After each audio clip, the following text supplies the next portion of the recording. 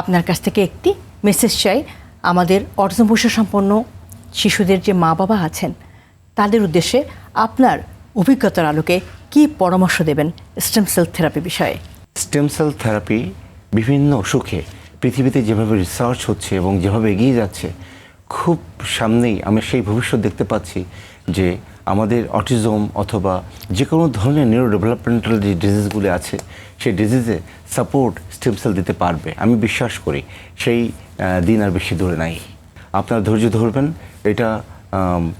From the Almighty আল্লাহ, এবং ultimately এটাকে control করতে হবে, এটাকে সবসময় নিজের সাথে নিয়ে চলতে হবে, এবং এই বাচ্চাদের সাথে যত বেশি আপনি থাকবেন, যত সুন্দরভাবে থাকবেন, বাচ্চাগুলি তত ভালো থাকবে। রাষ্ট্রের কাছে আসলে এই যে আপনি একটু আগে বলছিলেন যে রিসার্চের বা গবেষণার যে বিষয়টি আরও বড় পরিসরে হওয়া উচিত, সেক্ষেত্রে আসলে রাষ্ট্রের কাছে কি চাওয়া? রাষ্ট্রের কাছে আমার স্পষ্ট চাওয়া সেটা হলো যে আমরা বাংলাদেশে বসবাস করি,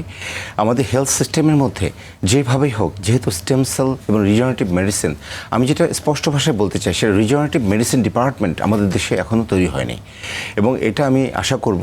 যে সরকারের মাধ্যমে আমাদের মেডিকেল সায়েন্সে রিজেনারেটিভ মেডিসিনটাকে আমরা প্রমোট করব, এবং এইটার মাধ্যমে আমরা এই লেটেস্ট থেরাপিগুলো নিয়ে আসব, এবং সরকার নিশ্চয়ই এই দিকে মনোনিবেশ করবেন। এই যে সরকার যদি আমাদের দিকে একটু মনোনিবেশ করেন, এইটা ডেভেলপমেন্টের সাথে আমরা বিশেষ চাহিদা সম্পন্ন যে বাচ্চারা আছেন, এবং পাশাপাশি